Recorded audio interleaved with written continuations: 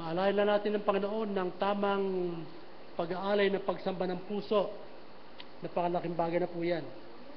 Now, these times ay sinasala natin ating mga sarili ng ating gift sa kanila sa halip na yung usual na maroon silang remembrance, ibigyan natin sa kanila ang Panginoon mismo. Tayo naman, bigyan natin ang sarili sa Panginoon at ayan natin na ampan maluwalhati sa pamagitan ng ating lugod-lugod na buhay sa Kanya. Ayan po ang ating pag-isipan sa kasalukuyan. Saka na yung tayo magkaroon ng siguro gift uli. Pagkat at this moment, our preparation does not warrant for us to have at least a remembrance for the anniversary. Kapos po sa ating, kumbaga, hindi tayo maabot dun sa puntong yun. Kasi 3-in-1 ito Kaya yun ang dahilan. Tumayo po tayo na place habang nagbubukla tayo sa Acts 2.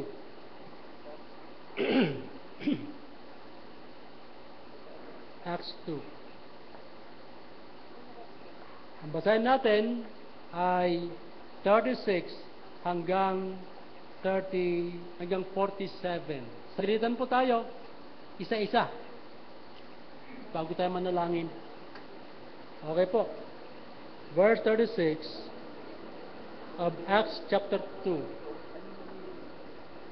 Therefore, let all the house of Israel know assuredly that God hath made that same Jesus whom you have crucified, both Lord and Christ.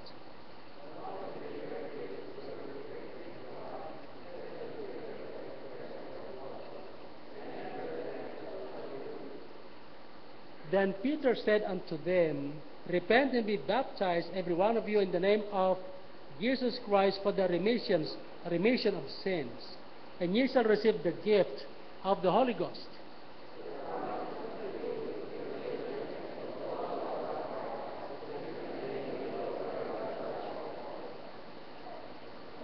And with many other words did he testify and exhort, saying, Save yourselves from this untoward generation.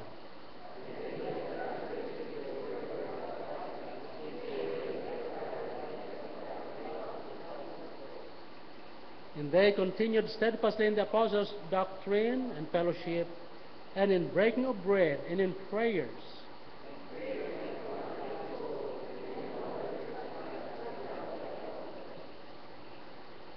And all that believed were together and had all things common.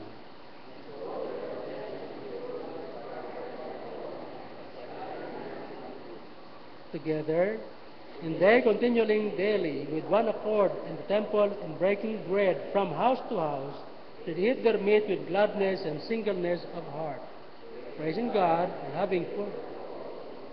And the Lord added to the church daily such as should be saved. Father in heaven, thank you for this moment, for allowing us to have this part of your word for our worship service message. We commit ourselves now. We depend on you, O God, Holy Spirit, and thank you, Father God, for your word. From thou was sent and given that we might feast on it this morning. Bless us now in Jesus' name. Amen. Please be seated. Ang ating pamagat na pag-aaralan ay Practice the Faith According to His Word. Practice the faith according to His Word. Ating ibuhay ito, ibuhay natin ating panampalataya ayon sa Kanyang salita. At itong ating buong pangkat na ito ay tumutukoy sa isang historical message na ibinigay ni Pablo sa ganitong kapanahunan ng Pentecostes. Yung Pentecostes ay ika-50 araw mula nang si Kristo ay nawala, at yun yung araw ng kanyang pagkabuhay uli. Kaya dito, inintroduce o pinapakilala niya ang Panginoon sa kanila na yung kanilang tinatanggihanan na Kristo, na sa kanilang tingin ay isang impostor, isang tao lang, ay kanilang nakita na ito ay siyang Lord and Christ. Na ito yung tagapagligtas na kanilang hinintay, umisay sa kanilang hinintay. Itong Jesus na ito. Kaya makita mo yung kanyang historical presentation kay Kristo. At ang maganda rito ay nung kanilang pakinggan, nag-responde sila. Yan ang mahalaga. They responded to the word that was preached. Alam nyo, ang Word of God, baliwala to pag hindi natin tinanggap at pinaniwalaan at hinayaang ating saligan sa ating panampalataya. Baliwala.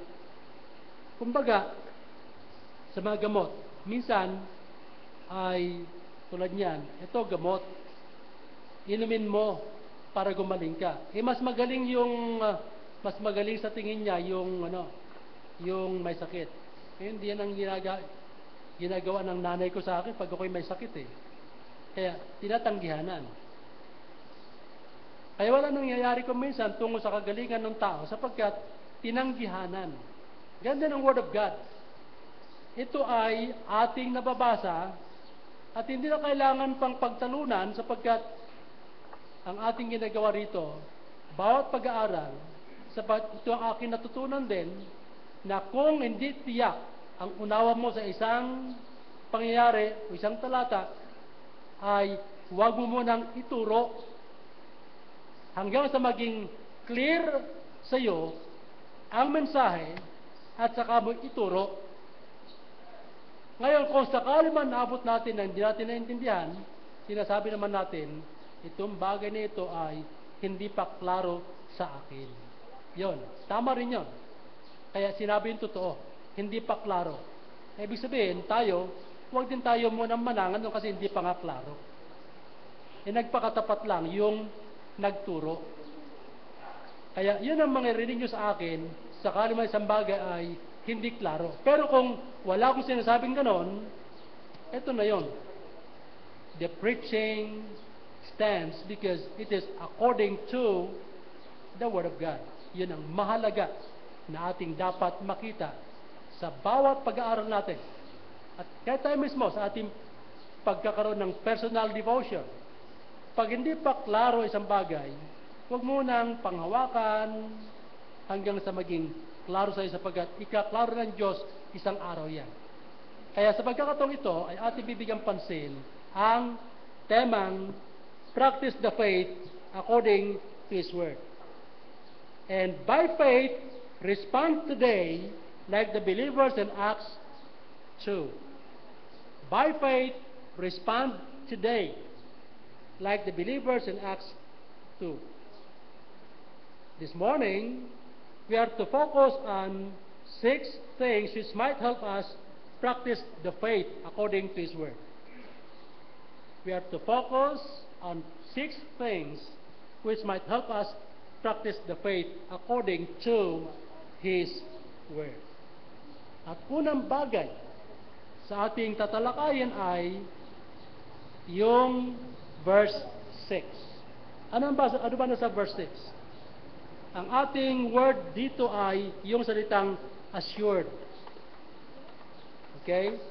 Ano ba ang nakalagay dito sa talatang to?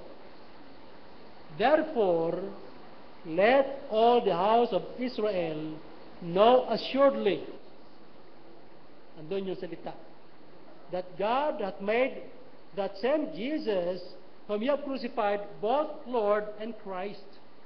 Na si Jesus Christ ay hindi nila matanggap sapagkat sa kanila ay ganito. Ang kanilang pananaw, si Kristo ay parang yung mga presidente o mga hari, pag dumating ay con todo di bandayan, na may mga bando yan, o tagapagsalita yan na, darating ang hari! Humanda kayo! Yan. Eh si Kristo, iba. Kaya hindi na matanggap na si Kristo ay dumating sa magitan ng isang sabsaban at taong katulad nila. At yung iba pa nga, ang yayabang. Kristo yan. Eh, matay ko mang isipin, hindi ko matanggap. Yun ang mga tema ng takbo ng utak. Kasi, alam nyo, pagdating sa Panginoon, kailangan panampalataya, pairalin mo, hindi yung nakikita mo. Tama ba? Sapagat oras na ang iyong basihan sa isang katotohanan nakikita mo, hindi mo talaga siya makikilala at hindi mo ma-enjoy yung dapat. Iba kasi nakikita ng tao, iba naman doon sa narito. At ito, makita natin na sa kanila, nandun yung assurance. Kaya assured. Sabi niya, yung Kristo na inyong tinatanggihanan, na siya magdadala sa inyo sa kalangitan, ay tinitiyak ko sa inyo, He is God in the flesh, and God the Father made Him both Lord and Christ. Okay, yung Christ, alam natin, Christ is the Messiah or the Anointed One. Yun ang kanilang inantabayanan. Yung Lord, ano ba ibig sabihin ng Lord? Lord means, ito,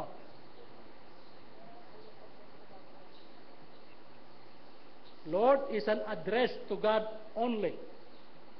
Yung paggamit nito eh, minsan, pag ikaw nagbubula-bula, tignan mo kung paano ginamit yung salita. Kaya, tulad yan, Lord, address to God only, it means the self-existing one. Kaya nga makita natin, Jesus the same yesterday, today, and forever. Sa kanyang pagka-Diyos, He is the eternal God. Pag sabing eternal, ay parang bilog. Walang simula, walang katapusan. Okay.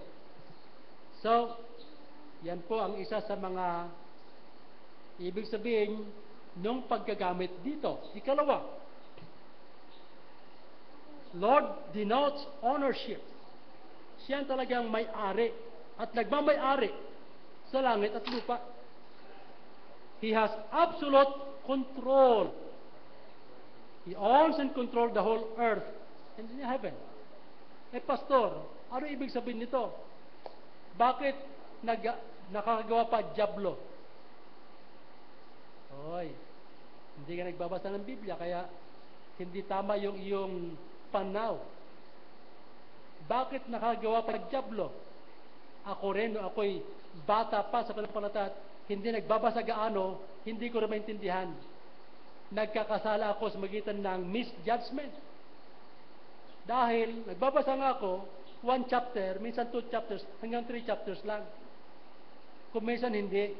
Kaya marami akong misjudgment. Pero na ako'y natuto at tinuruan ng Lord na magpakatapat at tuloy-tuloy pag-aaral, ipinakita sa akin ang ganito. Ang Diablo binigyan ng pamamahala pansamantala hanggang hindi matapos ang nakatakdang panahon ng kanyang pamamayagpag. Pagkatapos niyan, dalhin na siya sa lake of fire.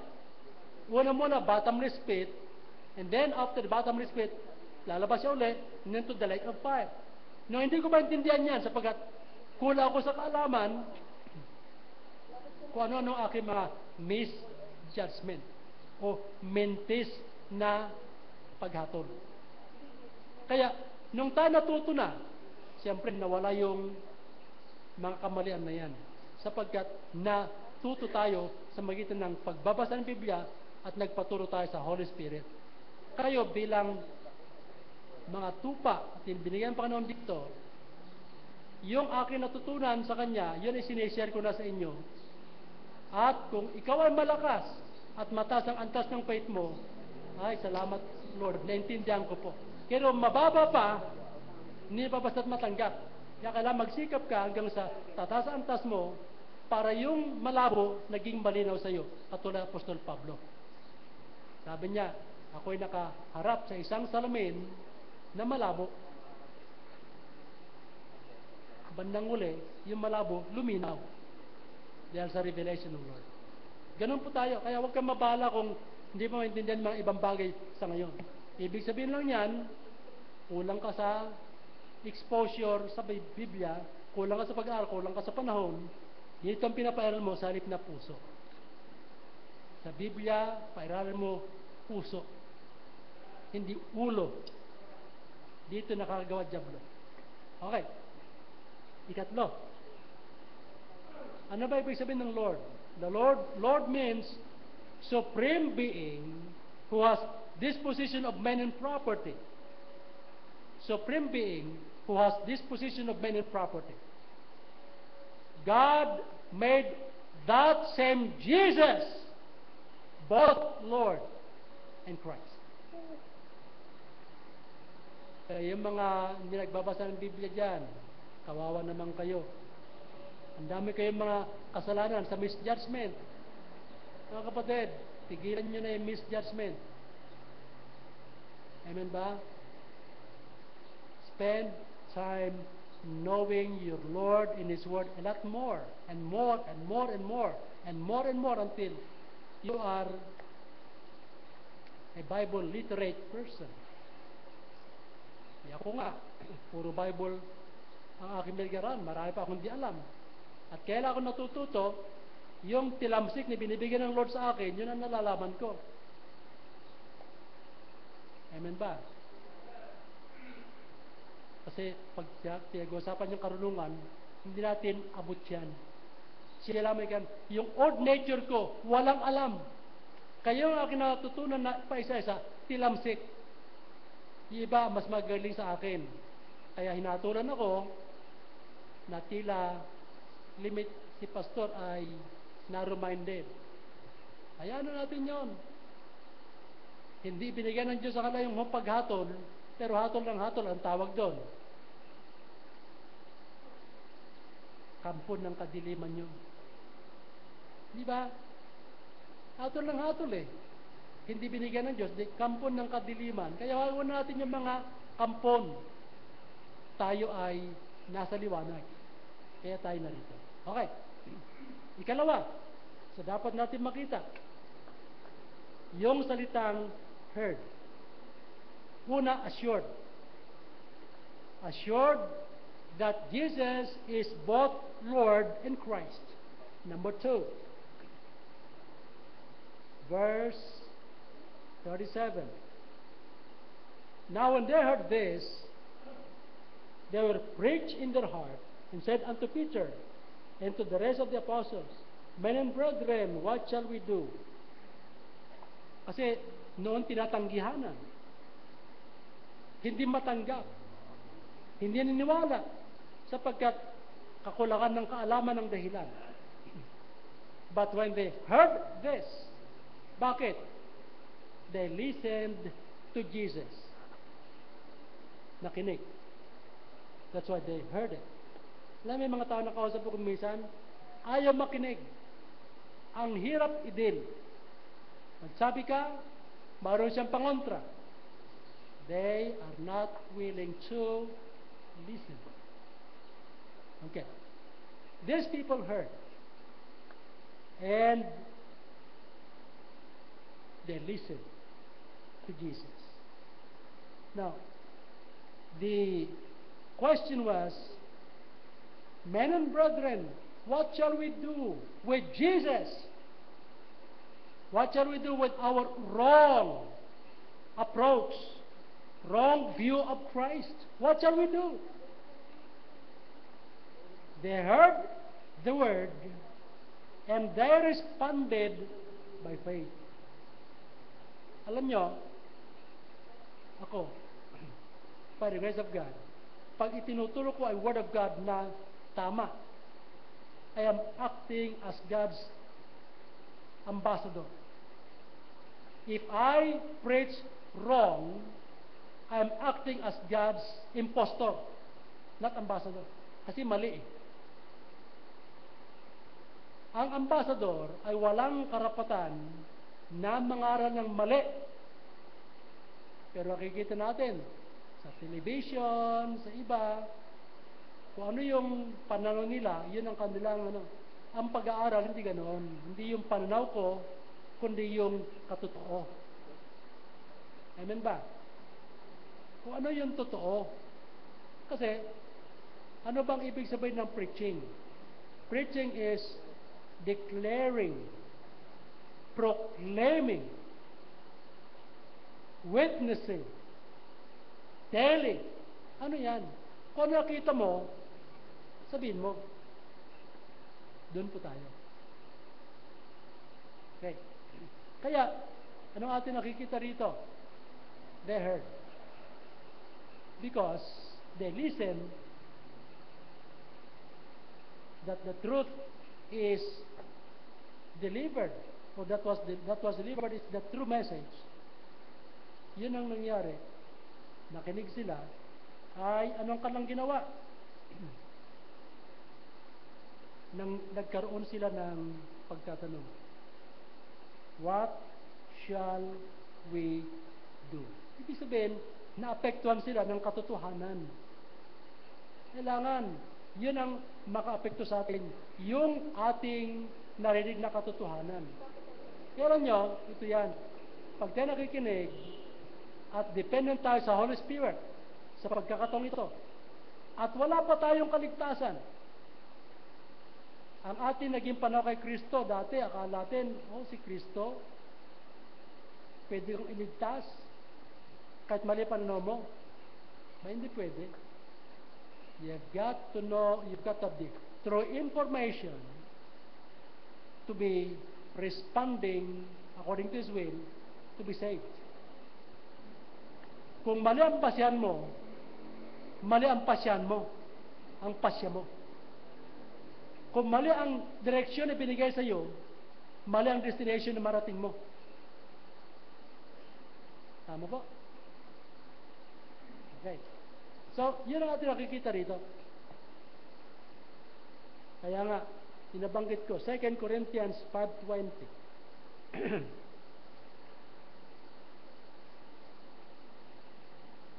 5:20.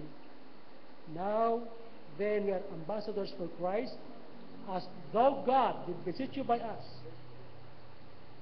We pray in Christ's fear, be reconciled to God. Ano ibig sabihin nito? Alam niyo, katulad namin, ambassador, na parang ang Diyos mismo nagsasalita sa inyo. Yun nga lang, sa pamagitan namin. As though God did beseech you by us. Ano ibig sabihin niya? Kaya, ang isang preacher, kung naintindihan niya yung kanyang kasalanan ng kanyang tungkulin, natatakot siya mag-preach ng mali. Kung tunay yan, natatakot. Bakit? Because of the accountability factor. Sagutin mo bawat sinasabi mo. Lalo pag mali.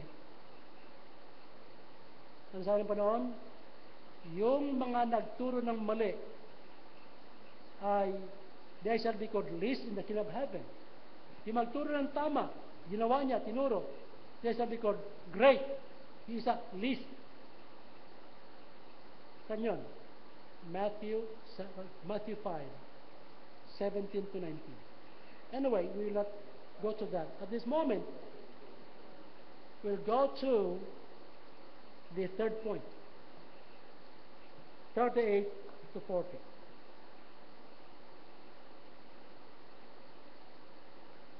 Then Peter said unto them, repent and be baptized every one of you in the name of Jesus Christ for the remission of sins. And ye shall receive the gift of the Holy Ghost. For the promise is unto you and to your children and to all that are afar off, even as many as the Lord our God shall call. And with many other words did he testify and exhort, saying, save yourselves from this untoward generation. Anong ating makita? Exhorted. Exhorted. Inaralan. Naralan sila. Mayroon isang preacher, Bisaya, sa Bisaya. Dito sa Katagolo na may ministeryo. Pumunta siya sa pagnanaknak. Sa pagnanaknak na gano'n, pumunta siya sa isang tatay, sa isang bahay. Nandito ba ang anak nyo? Gusto kong aralan o pangaralan. Ano sa Tagalog? Offensive yun. Pero palibhasa Bisaya nga, kaya doon maintindihan na tayo may iba-ibang cultural orientation. Guess what? Hindi nag-click yung kanyang visit sa lugar na yun.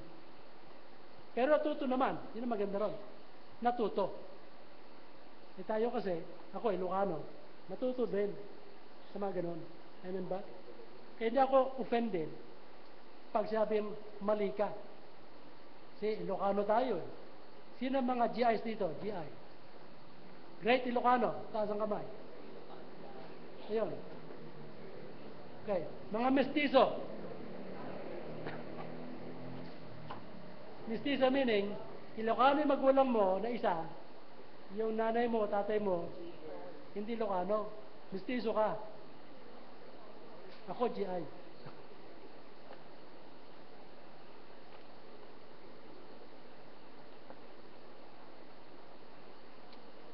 Okay. Anyway, anong ating makita rito? The exhortation was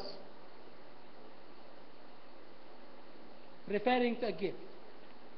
Napansin nyo, 38, receive the gift of the Holy Ghost. At this point, hindi pa sila ligtas. So, the gift was made available to all of them. Kaya nga yun ang punto. We could see here the gift of the Holy Ghost, meaning they've got to act on the gift. Now, itong gift na ito, gift of the Holy Ghost, Ephesians 1, tignan natin.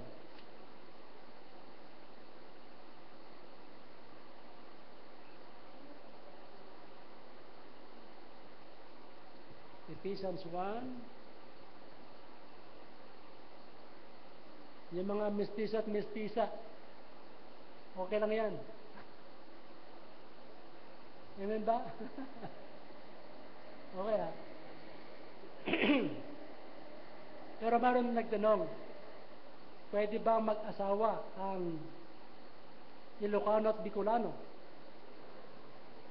Pwede ba? Dati, hindi pwede. Ngayon pwede na. Sa ibang bansa. Ang tawag doon? Same-sex marriage. Mga kapatid, sinisira ang dictionary. Diba? Sinira ang dictionary. Word dictionary. Sinisira. Kaya, katakot-takot na correction ang gagawin. Pero, hindi mo makorek ang word, ang Biblia. Amen ba? Dito tayo sa totoo, sa Bible. Amen? Huwag natin ayang sirain. Ito, pangalandakan natin ito. Okay, Ephesians 1. 13 and 14. In whom you also trusted that ye heard the word of truth, the gospel of your salvation, in whom also after that ye believed, ye were sealed with that Holy Spirit of promise, which is the earnest of our inheritance until the redemption of the purchased possession unto the praise of His glory. Ibig sabihin, yung gift nito ng Holy Ghost ay ito yung ating tatak. Mula sa pagtanggap mo kay Kristo hanggang rapture time yan. Kaya nga ito tanong, Pastor, paano po? Ako, mula nung tinanggap ko, ay may mga duda ako hanggang sa ngayon sa aking kaligtasan. Ako ba iligtas? Kaibigan o kapatid, kung mula pa nung simula may duda ka na may pagkakataon, tiyak mo, lalakip na duda, ayusin mo yan, hindi ka pa tunay na ligtas. Hindi pa. Ayusin mo. Alam niyo bakit? Tulad niyan. Saan ako nakaupo? Nakaupo ako dito, di ba? Dito ang lugar ko. Nakaupo ako dito. Ngayon, tatanungin ako ngayon, saan ka nakaupo, pastor, kanina? Sabihin ko, palagay ko dito. Minsan, tingin ko dito. Minsan hindi. Nagsasabi ako ang totoo, hindi. Mali, di ba? Kaya ito ang ibig sabihin yan. Kung tunay ang iyong tinanggap na kaligtasan, kahit anong baliktad na gawin sa iyo, yung totoo, ipaglaban mo, pangalandakan mo. Ibig sabihin yan, kung hanggang sa ngayon may mga duda ka sa kaligtasan mo, ayusin mo. Malamang hindi ka pa ligtas. Kaya may mga duda-duda ka eh. Hello? Kaya yung duda mo, ayusin mo. Sapagkat kung talagang tunay ang relasyon mo sa Panginoon, walang kaduda-duda yan kahit ano mangyari. Hello? Bakit? Selyado ka eh. Hanggang kailan? Hanggang sa araw ng katubusan. At kung selyado ka, tignan mo. Romans 8:15.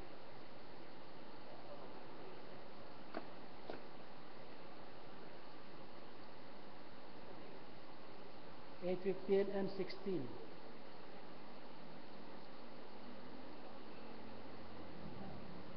Okay.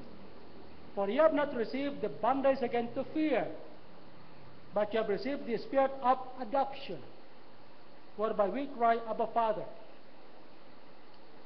Romans 8:15 yun. 16. Okay, ano bang 16? The Spirit itself beareth witness with our spirit that we are the children of God.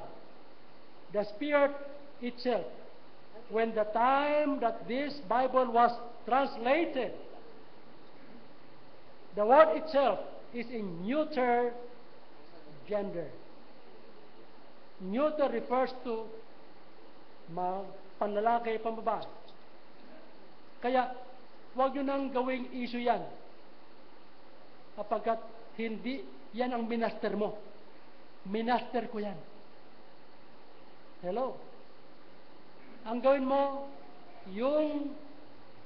dahil kung talagang pag-aral mo, huwag ka lang mag-aaral, alam mo minsan, kasi tayo, ang ginagamit natin na mga dictionary, yung mga pocket dictionary, o kaya yung mga kulang, huwag yan.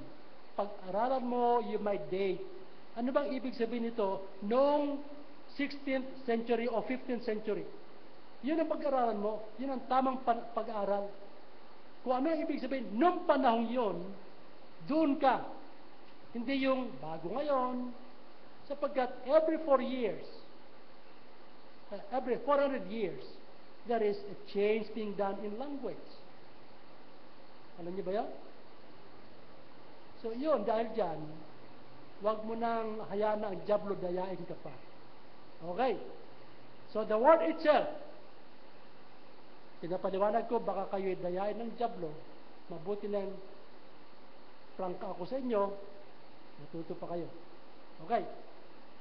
Kaya ito yung ating nakikita ngayon na sa verse 16, 8:16, the Spirit itself beareth witness with our spirit that we are the children of God. So, hindi iba yung nagko-confirm sa iyo, oy, anak ka ng Diyos. Hindi ko pwede sabihin na, kapatid, anak ka ng Diyos. Hindi ako magko-confirm yan. Siya magko-confirm. The Holy Spirit Himself, who is in your hearts, in your life, confirms your true relationship. Kaya kung sa ngayon may duda ka sa kaligtasan mo, kaibigan, tiyakin mo. Ito, kaya yung mga katitiyak mo lang, pwede ka lang sumabay mamaya sa baptism. Gusto kayo makausap at 4 o'clock. Hello? 4 o'clock, para pag-usapan natin ang bagay na ito, dahil kung susunod ka rin lang, ilubos-lubusin mo na.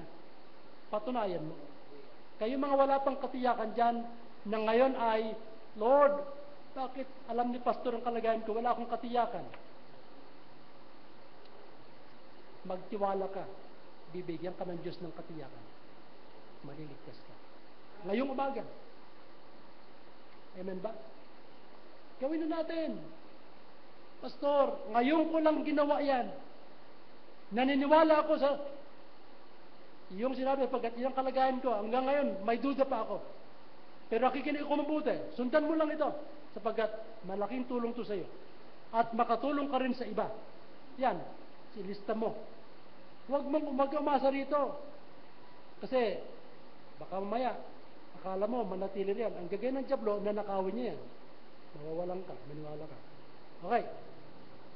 So, the Holy Spirit was meant to seal our relationship. So, that's the gift. Ikalawa, the promise. Let's go back to our text. 39. 2:39. For the promise is unto you and to your children and to all that are afar off, even as many as the Lord our God shall call. The promise is unto you who believes this morning and who have believed already. Yung naniwala noon pa, natutuo na. At yung maniniwala sa ngayon, para sa atin to. Okay. Unto you all, as many as the Lord shall call. Tinatawag ka na ba? Tumugon ka. Bakit ang pangako ay para sa atin to? Amen ba? Huwag mo nang saka na. Paano kung mamatay ka bigla na wala kang katiyakan? Di, saan ka pupunta? Sa taas ka kaya o sa baba? Sa baba.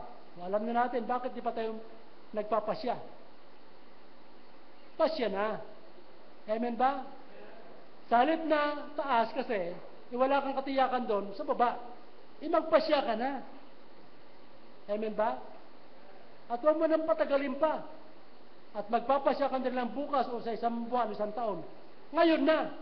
Amen? Siguruhin mo. Clear na eh. Huwag mo nang palabuin ang ginawang malino ng Diyos. At ikatlo, under this.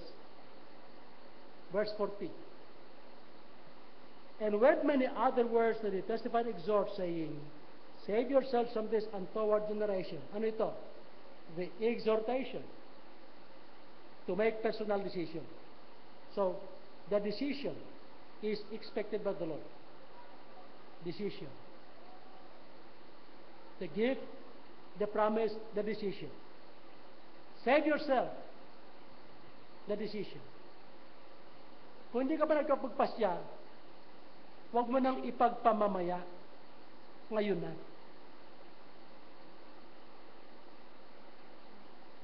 Kasi minsan tayo, yung manyana habit. Ano yung ibig sabihin manyana habit? Mamaya na. Mamaya na. Manyana yun eh. Hello? Kaya iba sa atin, saka na ako susunod, pag malapit ako mamatay, ano ka? Hello? Hindi mamaya. Ngayon na. The decision. Lord, ngayon na po. Binubuksan niya aking puso. Naniniwala ako po sa pinipreach ngayon. Para walang aling. Talagang sigurado.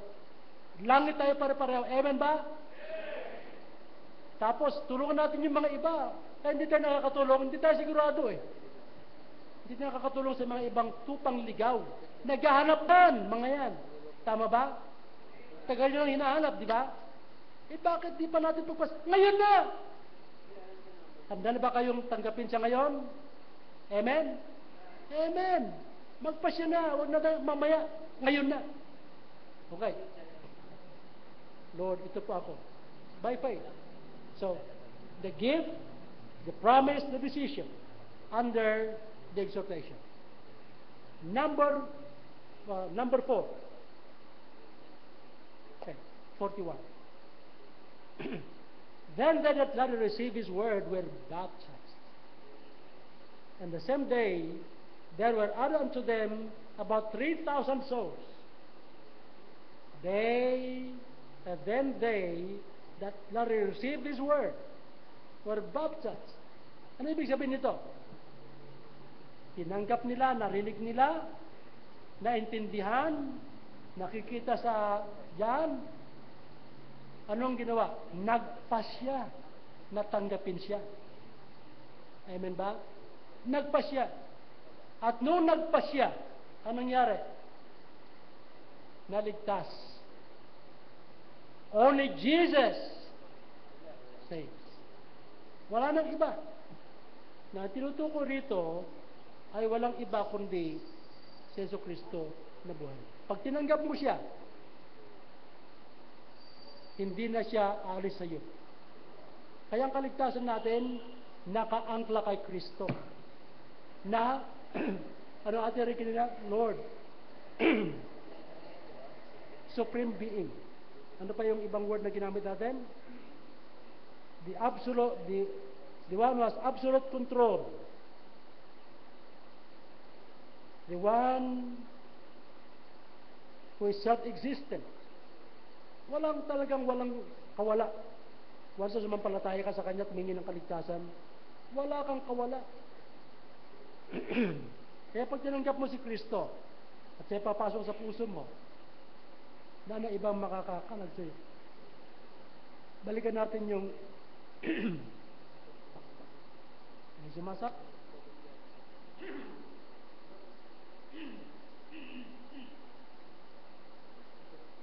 Acts 4.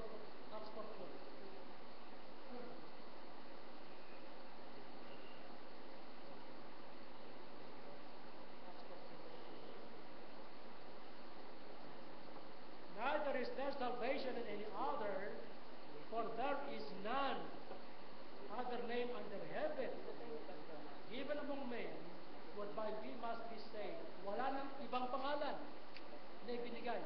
Wala na. Pastor, pwede bang church magligtas?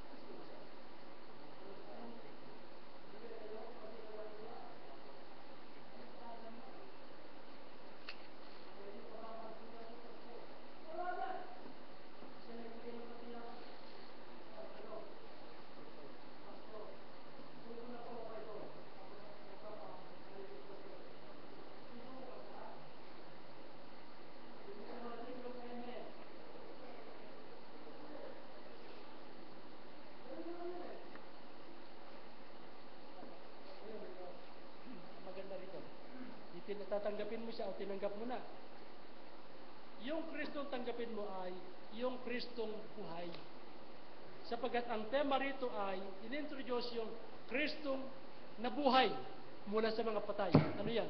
Resurrected Jesus. Kaya nga, siya ay both Lord and Christ. Bakit? Resurrected Jesus yung kanya pinapakilala sa kanila. Okay. At Alam niyo kung saan si Kristo ngayong gabi? O ngayong umaga? Asan si Kristo?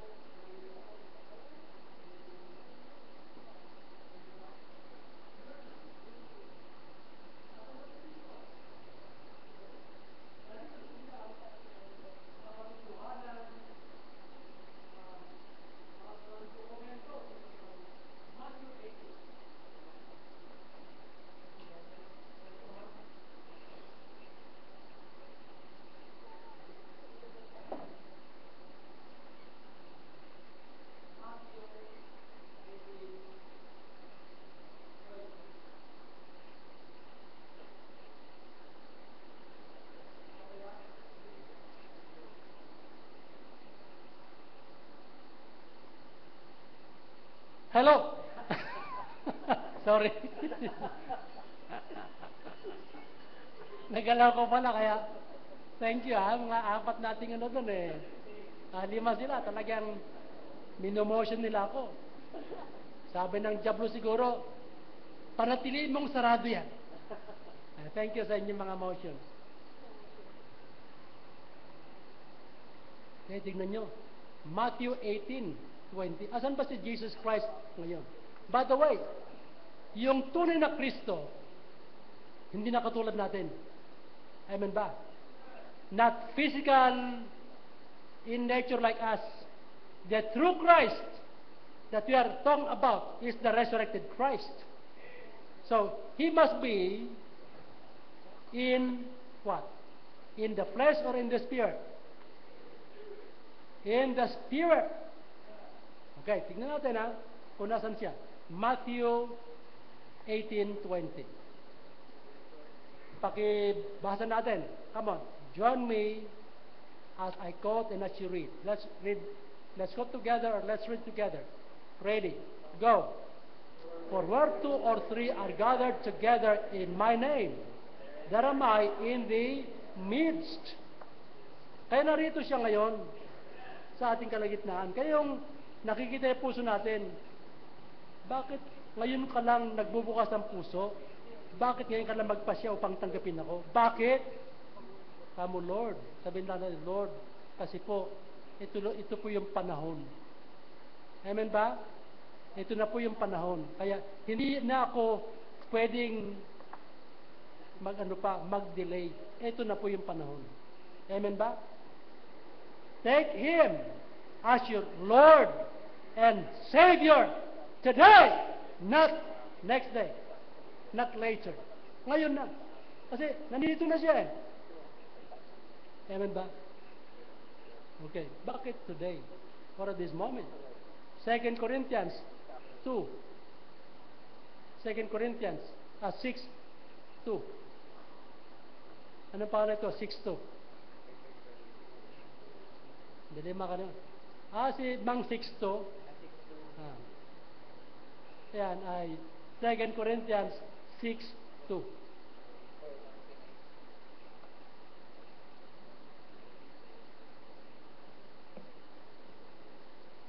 Okay.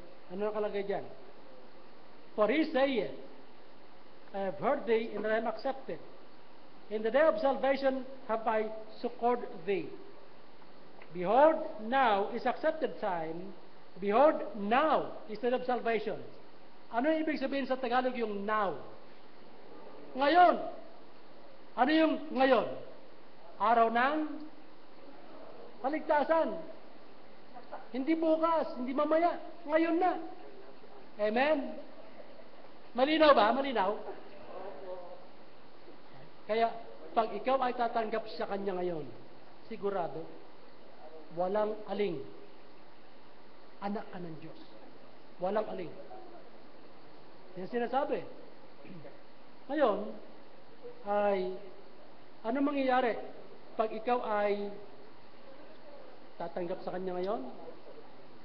Okay, balik tayo sa ating teksto. 41. Balik tayo ha. Okay. Pagtanggap mo sa Panginoon, ito mangyayari. Maging anak ka ng Diyos. Basahin natin. Then they that gladly received His word were baptized. In the same day, there were added unto them about 3,000 souls. Ano? Makinig mabuti. Ano ang nangyari sa mga tumanggap? Masaya ba sila o malungkot? Masaya, kitang-kita eh. Kaya yung mga tatanggap ngayon, sigurado masasaya yan. Sigurado na langit eh. Amen? Kaya kailangan wag niyo naman, iba nga, hindi pa natatapos ang service eh, nag-forward na eh. Dahil sasaya ng puso. Kaya wag natin patagalin to. Klarong-klaro to. Amen ba? Bigay ng Diyos na mensahe ito sa atin. Kaya, ang sabi naman noon, sa araw na ito, may kaligtasan ka. Kung wala ka pa, magpasya ka lang. Then they that gladly received His word were baptized. Kaya mamayang hapon, baptize ka. Dapat wala nang pipigil sa'yo, di ba? Eh, yan ang ginawa nila eh. They got saved and they got baptized. Okay. Pili ba ko sa inyo? Iba, ang sasaya talaga. Acts 1:15. Ito 1:15 ha. Tingnan natin. Iba nag-iisip pa. 1:15. Ano nangyari? Sila ay idinagdag sa existing church. Okay, ilan ba yung membro ng church na tinutukoy dito sa Acts 1:15? Okay. Tignan natin. And those days, Peter stood up in the midst of the disciples and said, the number of names together about 120. Kaya nung naligtas sila at nagpapautismo, sa araw na yon, nadagdag sila. Bakit nadagdag? May church na. Hello? May church na. Kaya hindi sinimulan sa araw na yon ang church, kundi idinagdag sila sa araw na yon ng Panginoon sa church. Tama? Kaya, tama ba yung ating unawa sa Biblia? Tama, di ba? Kaya hindi natin ito binabaluktot. Inilagay natin sa tama. Para hindi nyo ako sisihin balang araw na, Pastor, mali yung turo po ninyo. Yan ang aking iningatan, na huwag magkamali. Okay. So, nung sila na-save na, dahil tinanggap na si Kristo, anong nangyari? Point number 5. Lapit na. Balik tayo sa ating teksto. Nung sila nangaligtas, ito mga pasya ng puso to eh. Ano yan? 42. And they continued steadfastly in the apostles' doctrine, in fellowship, and in breaking of bread, and in prayers. So the 5th point is continued. Nagpatuloy. Nagpatuloy. Bakit? Wala nang dahilan din sila magpatuloy. Una, tanggap na sila ng Panginoon. Selyado sila. At may katiyakan na sila anak ng Diyos sapagkat nung sila ay nag-uusap, nandun sa kalagitnaan, nung tinanggap, binigyan sila ng kaligtasan. Sigurado. Amen ba? At dito, sapagkat nakasiguro sila, anong kanilang ginawa? Nagkaroon ng commitment. Na ano? Anong naging commitment? They continued. Tama? In the apostles' doctrine, and in breaking of bread, and in fellowship. Ano pa isa? Prayers. They continue. Nagpatuloy. Bakit? Wala nang dahilan na hindi sila magpatuloy. Clear na eh. Anak sila ng Diyos. Amen ba? Okay, nagpatuloy sila. At anong kanilang parang pagpapatuloy? They continued steadfastly. Ano mangyari? Wala na. Hindi na kami pwedeng bumalik sa aming dating kinalakihan at kinagisnan. Hindi na. So, sila ay naging matapat na mainam, matatag na mainam. They continued steadfastly. At dito sa verse 46, tingnan natin 46.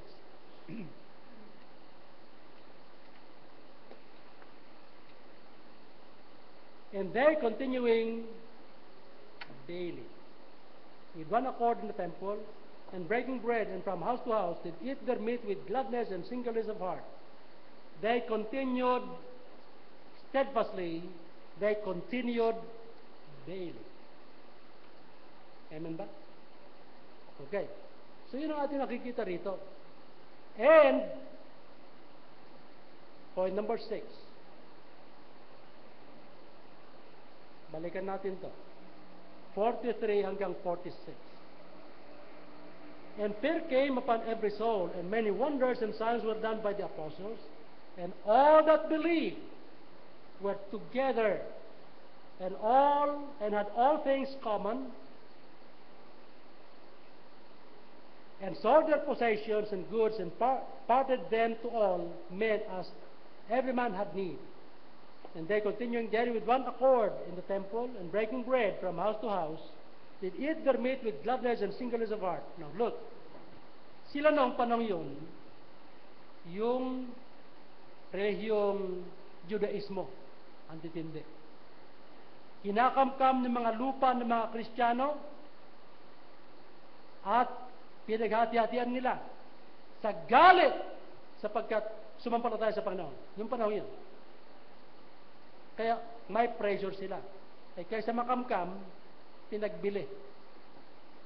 So, sa atin, hindi tayo nasa ganung kalagayan sa kasalukuyan. Di po ba? So, huwag niyo ipagbili mga bahay niyo. Amen ba? Huwag niyo ipagbili. Hindi, wala tayo dun sa kalagayan gano'n. Practical lang. Noon. Eh, sa ngayon, panatilin mo, buksan mo nga ang bahay mo para may Bible study tayo doon. Diyan sa inyo.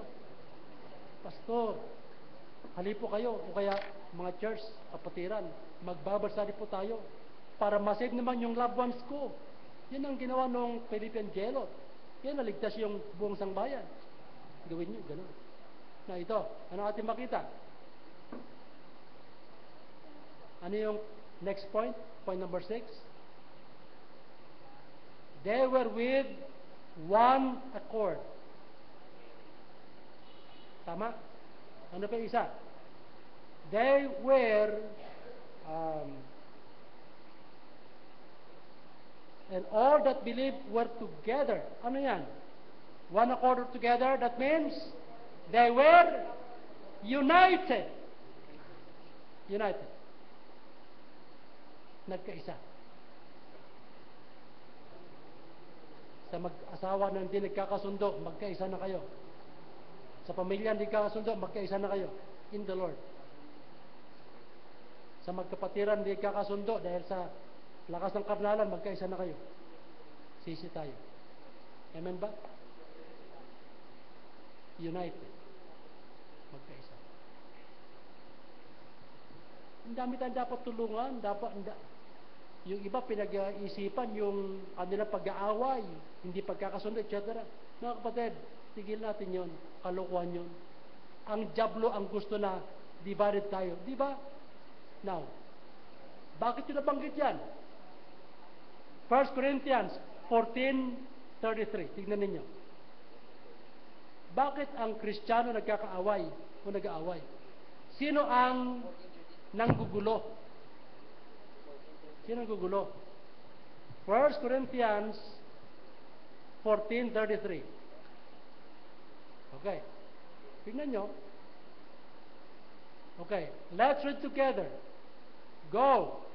For God is not the author of confusion, but of peace, as in all the churches of the saints.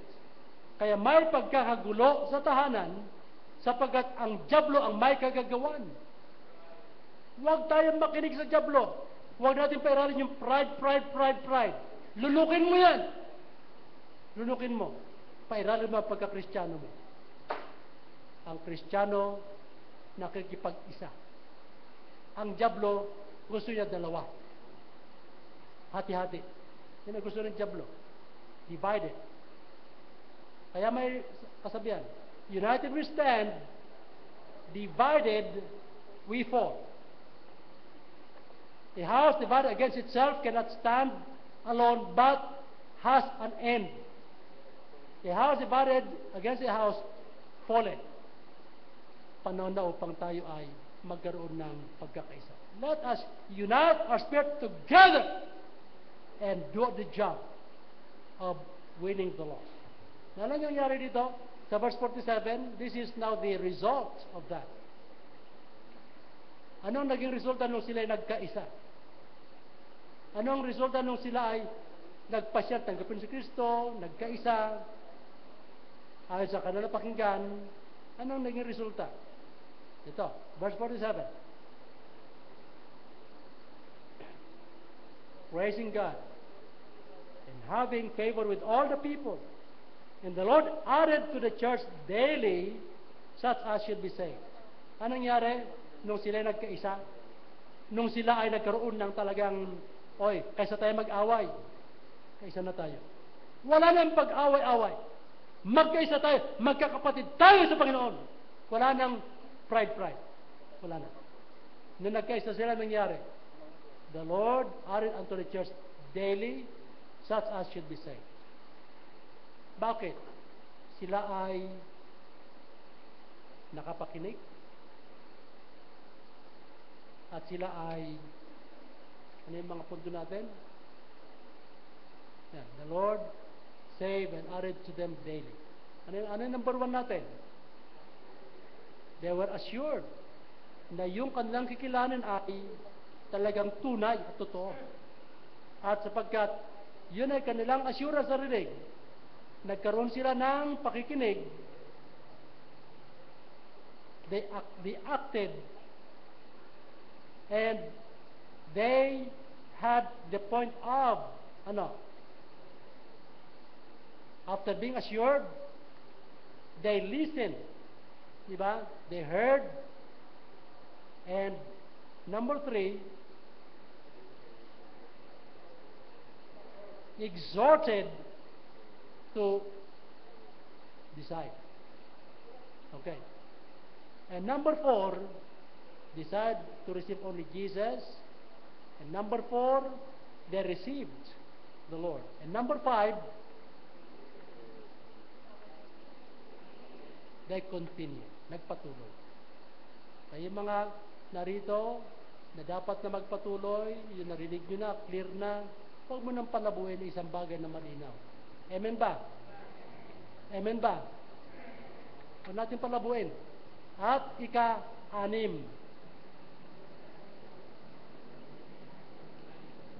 Okay, ano ika-6? They got united. At ika-7.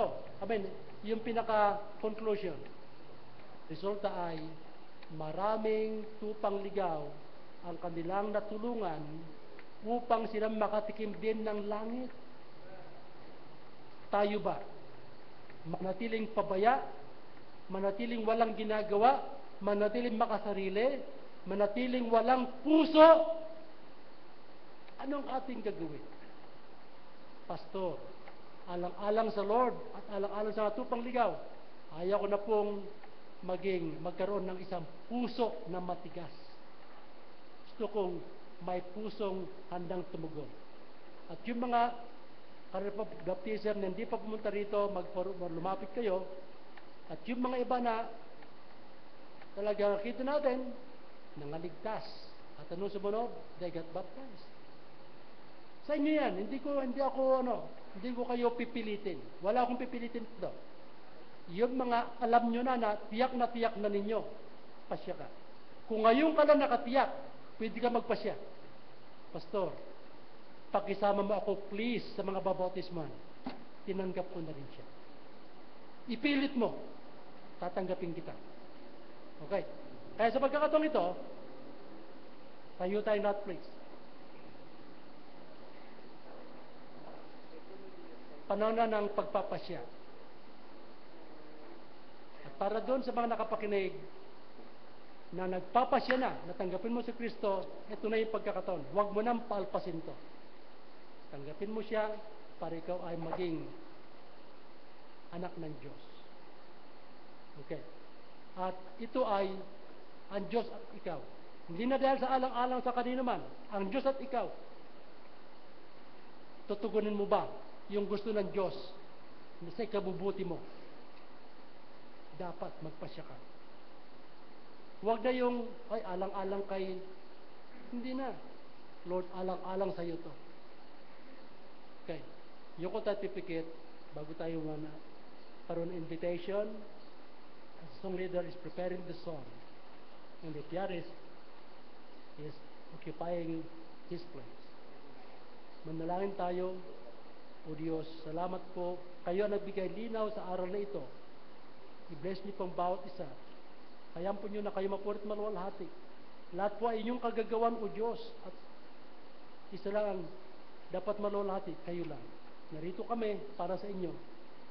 Ang pagpapasya ng mga narito para sa inyo. Ang bautismo mamaya para sa inyo. Kahit may sakit, alam ko, pag susunod yan, pagagalingin ninyo. Huwag niyo tulot naman magtagumpay ang hadlang, kundi lalo kayo maluwalhati at para sa iba sa amin, lalo kaming makakita ng pagtatapat.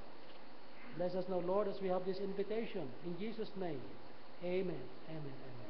Song 131, Just as I Am. Sa pagkakataong ito, sa ating invitation, lumapit tayo at alam ko matutuwa, Lord, una sa lahat. Song number 131, Just as I Am. 131. Sige po. Lapit na kayo, pati yung kanina baptism. Come on. Just as I am without Baptism. Yung baptism dito. but that thy blood was Ikaw ba, tatanggapin mo na si shed Christ? Yung for kapalitas mo, o me, natanggap mo na? Tatanggapin mo pala. Tatanggapin mo pala. Okay. Isang salvation. Ikaw, iyan. Natanggap mo na ba noon o ngayon pa lang din? Tiyak mo. Okay. Altar workers, please, para sa ano.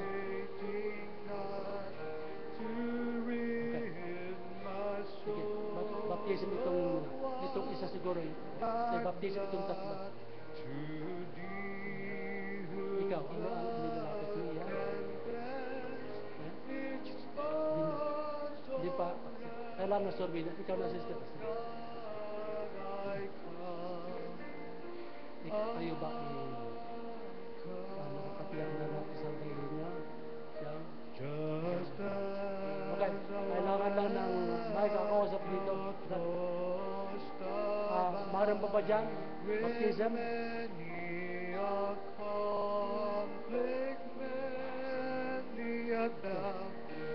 Fightings and fears within, without Lamb of God, I come. Salamat sa Panginoon. Yung iba sa atin dito, marahil ay pinag-iisipan pa. Hindi na kailangan ipagpaalam kung kanino man, kung talagang tayo kinakausap na tayo na magpasya. Come on. At mayroon pa ba dyan, gusto nating sumunod na sa kalooban ng Diyos, baptism. Minsan ligtas na tayo pero natatakot tayo, nahiya tayo. Sila dapat nating katakutan ng Lord lang. At maganda yung magpasya na tayo sa pagkakataong ito para sa baptism. Kung hindi pa tayo nakapagpasya. Mayroon pa rito?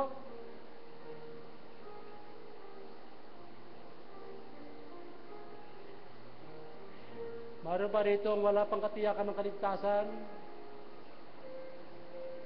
Kung mayroon pang wala pang katiyakan ng kaligtasan, magpasya tayo. Yung iba pumunta, maligtas, iba naman ay magpabautismo na po. Mayroon pa ba? Okay. Awit pa tayo. para doon sa mga ibig pang lalapit. Come on. Last verse. One more verse. Just as I am, thou wilt receive. Welcome, pardon, cleanse, relieve. Because thy promise I believe, O Lamb of God, I come. Okay. Bago tayo aawit, pray muna tayo. Ama namin sa langit, salamat po sa tagumpay ninyo na ginawa sa umagang ito. Keep blessing your people, Lord. Bless your church. Tulungan nyo kami para makatulong din kami sa iba. At maasa kami, Panginoon, na kayong siyang gagawa sa pagkakataong ito, sa mga dinidil, ngayon sa nagdidil. Gawin nyo malinaw ang kanilang pag-uusap, pagtanggap sa inyo at pagsunod sa tubig ng bautismo. Keep blessing us, Lord, as we continue worshiping Thee. In Jesus' name, Amen. We're going to sing a song. Song number 101, The Bible Stands. Song number 101, The Bible Stands.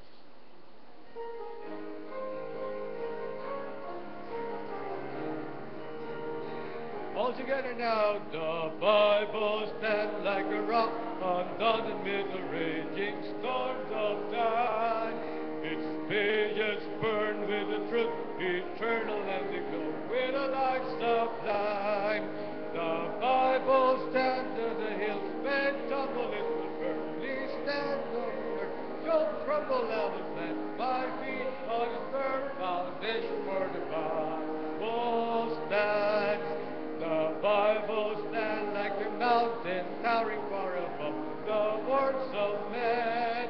Its truth by none never was refuted and destroyed. It they never can. The Bible stands on the hills, may tumble, it will firmly stand when the earth shall crumble out of man. My feet on a firm foundation for the Bible stands. The Bible stands and it will forever when the world has passed away. By inspiration it has been given all its precepts I will obey. The Bible stands and the hills may tumble, it will firmly stand when the earth shall tremble and will plant my feet on its firm foundation for the Bible stands. The Bible stands every test we give it for its author is divine. By grace alone I expect to live it and to prove it and make it mine. The Bible stands on the hills, may tumble, it will firmly stand when the earth shall crumble out of land. 9 feet on its firm foundation for the Bible stands. Amen. You may be seated, please.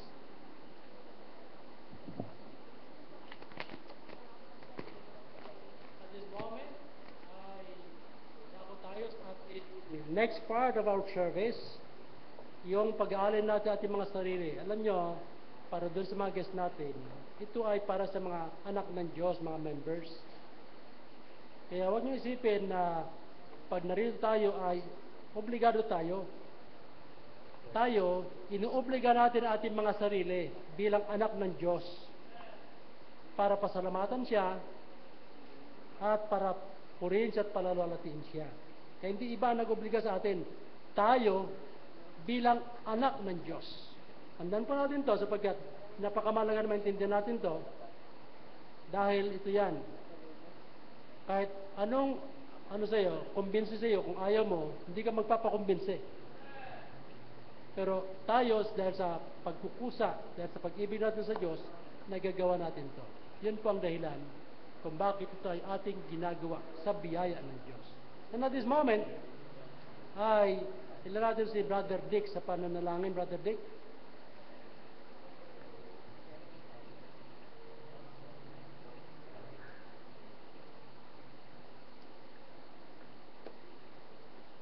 Let's pray. Panginoon, salamat po sa inyong salita namin po na pag-aralan. Tulungan niyo po kami na ito po ay may sa buhay po namin in preparation for your church anniversary. Salamat din po sa mga blessings po ninyo. Tanggapin niyo po ang aming pasasalamat. Sa pangalan ni Kristo Jesus, ito po ay aming dalangin. Amen. Amen. Sige po. We're going to have the song.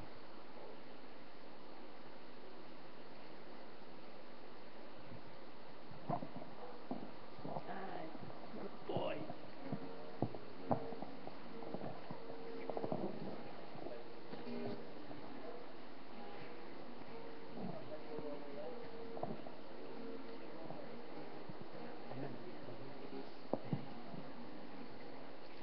Are you looking for something that could satisfy yourself?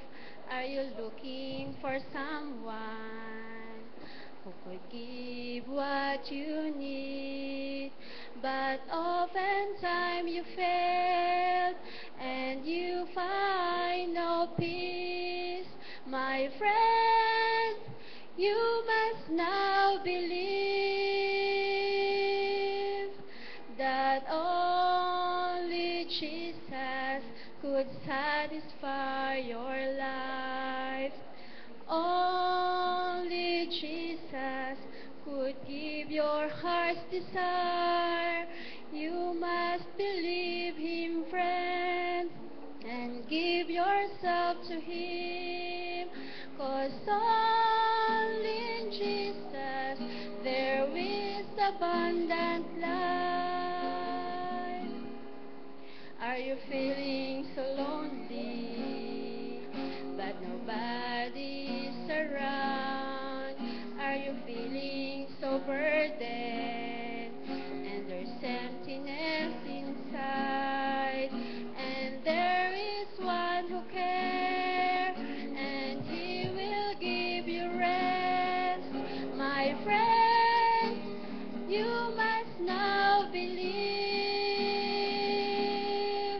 that only Jesus could satisfy your life. Only Jesus could give your heart's desire. You must believe Him, friend, and give yourself to Him. 'Cause only in Jesus there is abundant life. That only Jesus could satisfy your life. Only Jesus could give your heart's desire. You must believe Him, friend, and give yourself to Him. 'Cause only in Jesus there is abundant life. Only in Jesus there is abundant life.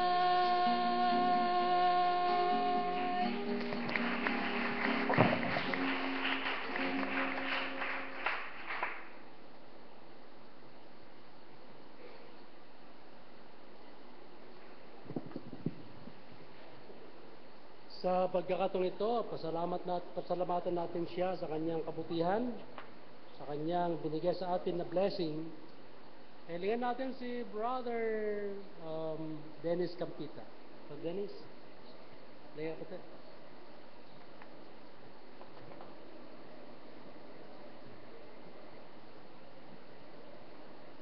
Tayo po'y manalangin. Makilat mapagpala namin Diyos, maraming salamat po sa iyong biyaya. Salamat po sa mga blessing na amin pong nakamit, Panginoon. Ito po ay amin pong pagkilala. Sa pagbabalik po na ito, Panginoon, ay kinikilala po namin ang inyong pong pagpapala sa bawat isa sa amin na amin pong provider ay kayo lamang, Panginoon. Dalangin din po namin, Panginoon, ang offering na ito, Panginoon, na ito po ay maging gagamit-gamit, Panginoon, sa mga gawain po sa inyo pong church. Salamat po sa pastor na patuloy niyong ginagamit upang kami po ay turuan, Panginoon, ayon po sa inyong salita.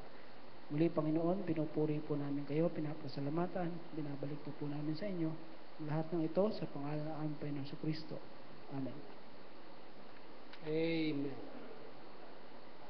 Para sa ating service sa bukas, sa Sunday, pag-pray po natin na yung pong mga pamamaraan ng ating mga kapatiran sa pag-imbita ay maging God-guided. God-guided. Especially yung mga nagtuturo sa mga schools. Let your invitation be God-guided and calculated. Pag-pray po natin yan. Now, huwag kayong mabahala na ito'y mapuno. Amen ba? And by the way, we need to start cleaning the upper room. Huwag na natin ngayon na Saturday. Let's start doing that. Yung mga yung mga naghanap ng gagawa para sa Panginoon, punta ka rito bukas.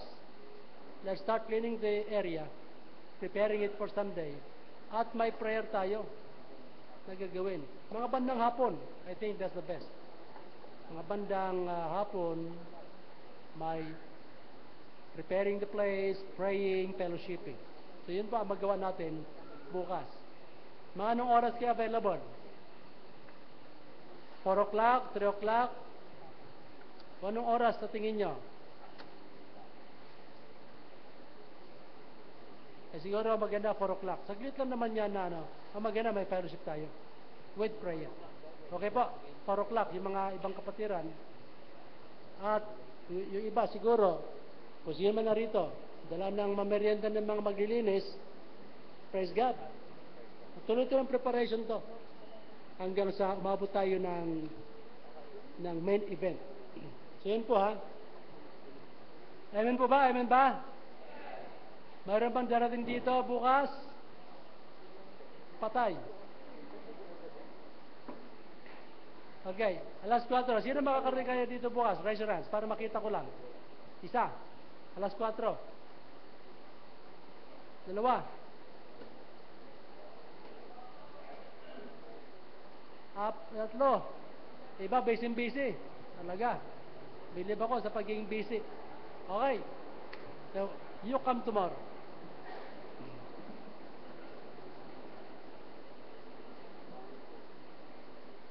Okay. Sa pagkakataon ito, thank you, kapatid. By the way,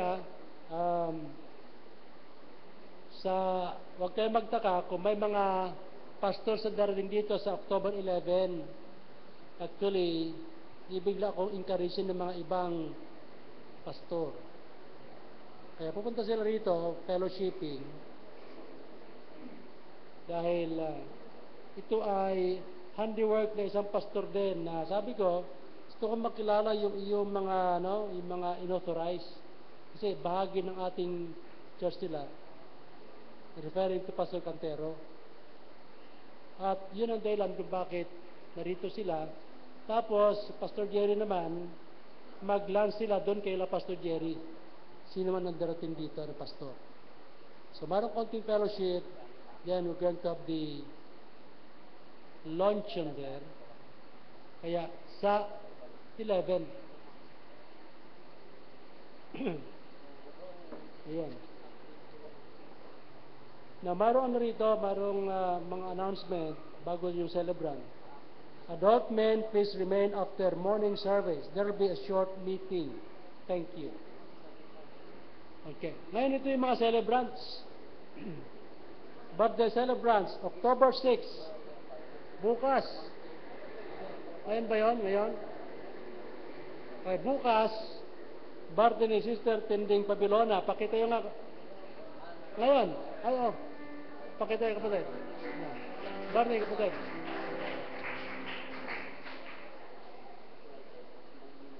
Tama. Ngayon pala yun. And then, October 9, Jericho Campita. Jericho. Ayun, sa taas. October 10, Robert Gamba. Andun, nagdidid. And then, October 12, Harold and Haron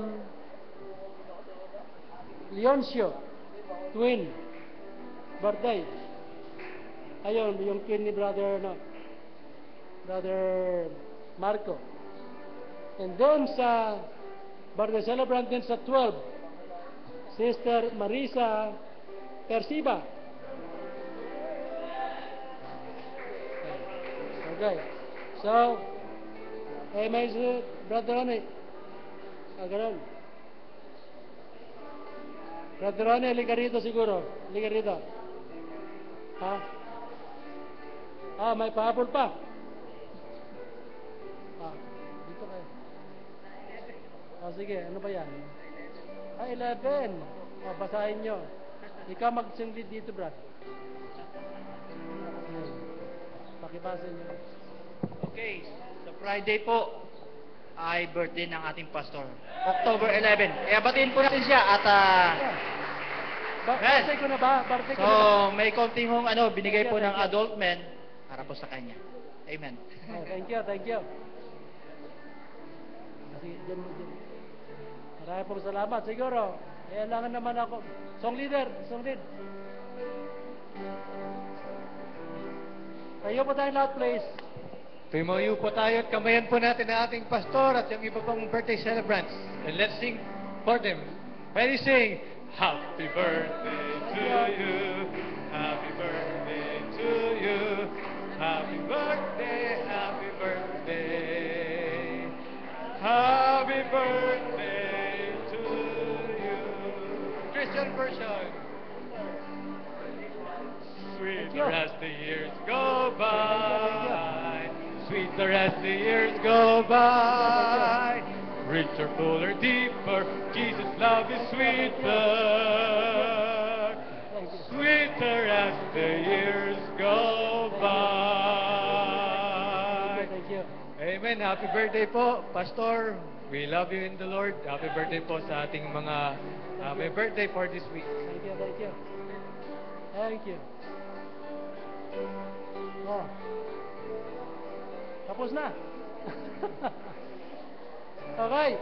So, let's have the closing song. Amen. Let's sing song number 118, Victory in Jesus. Salamat po sa tagumpay ngayong umaga. Salamat Purihin po. ang Diyos.